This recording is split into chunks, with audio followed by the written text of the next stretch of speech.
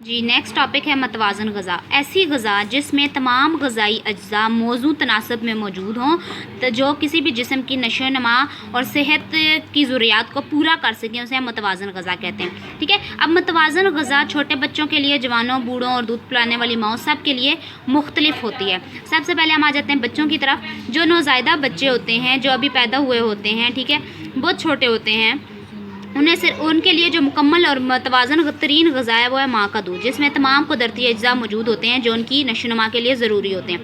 ایسے بچوں کو جو 3 ماہ سے چھوٹے ہوں، ان کو روزانہ 600 سے 700 ملی لیٹر دودھ ملنا چاہیے. ٹھیک ہے. ان کا معدہ بہت چھوٹا ہوتا ہے، تو ایک وقت میں جب وہ دودھ پیتے ہیں تو تھوڑی مقدار میں خوراک لے پاتے ہیں. ٹھیک ہے. تو اس لیے ان کو دن میں کئی دفعہ بھوک لگتی ہے، تو انہیں جب بھی بھوک لگے تو انہیں ماں کا دودھ میسر ہونا چاہیے، اور اگر ماں کا دودھ نہ ہو تو اس کے متبادل انہیں بھینس کا دودھ دے دینا چاہیے.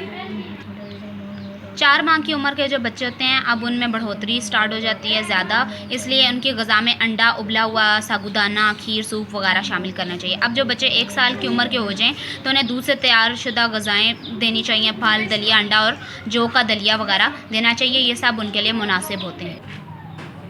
کم عمر کے جوانوں یا لڑکوں کو جو ہے وہ زیادہ توانائی والی غذاؤں کی ضرورت ہوتی ہے، کیونکہ ان کا جسم بڑھ رہا ہوتا ہے اور انہیں بھاگ دوڑ کے لیے زیادہ توانائی درکار ہوتی ہے. اس لیے ان کے جسم میں چکنائیاں، نشاستہ در غذائیں اور لحمیات زیادہ ہونی چاہیے. ٹھیک ہے. ان کی غذا میں جو سب سے زیادہ چیز ہونی چاہیے وہ ہوتی ہیں لحمیات. 12 سے 16 سال کی عمر کے دوران بڑھنے کی رفتار سب سے زیادہ ہوتی ہے، اور اس میں بہت ساری جسمانی تبدیلیاں رونما ہوتی ہیں، جس کے لیے لحمیات کی بہت ضروری ہوتی ہے. چنانچہ ان کی غذا کا خیال رکھنا چاہیے اور بہت احتیاط برتنی چاہیے. ان کے غذا میں دودھ، دہی، پھل اور معدنی اجزاء رکھنے والی اشیاء کا ہونا بہت ضروری ہے. اس کے بعد آ جاتے ہیں ضعیف العمر افراد پر. وہ لوگ جو بوڑھے ہو چکے ہیں، انہوں نے کوئی مشقت والا کام تو کرنا ہوتا نہیں ہے، اس لیے انہیں ایسی خوراک کی ضرورت ہوتی ہے جو صرف ان کے جسم کو قوت دے سکے. اس لیے ان کو غذا میں نشاستہ دار اجزاء اور چکنائیاں کم ہونی چاہیے، اور ان کی غذا میں زیادہ سے زیادہ جو چیزیں شامل ہونی چاہیے وہ ہیں دودھ، پھل، سبزیاں اور ایسی ہلکی پھلکی غذائیں جو آسانی سے ہضم ہو سکیں.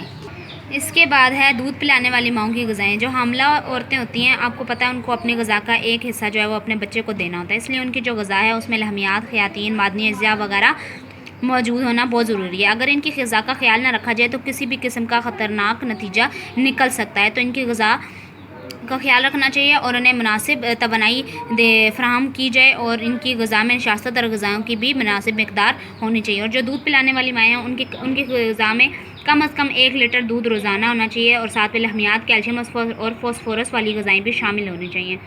اور ان کی غذا میں روٹی، شکر، چکنائی، سبزی، انڈے، دودھ اور گوشت وغیرہ شامل ہونے چاہیے. تو آپ لوگوں کا آج کا جو لیسن ہے وہ ہے پیج نمبر 55، 56، 57 اور 58. Please do learn all the topics carefully and do their HA on your rough register. Allah Hafiz. Take care of yourself. Take care of your family. Stay home. Stay safe. Subhanakallahumma wa bihamdika ashhadu an la ilaha illa anta astaghfiruka wa atubu ilaik.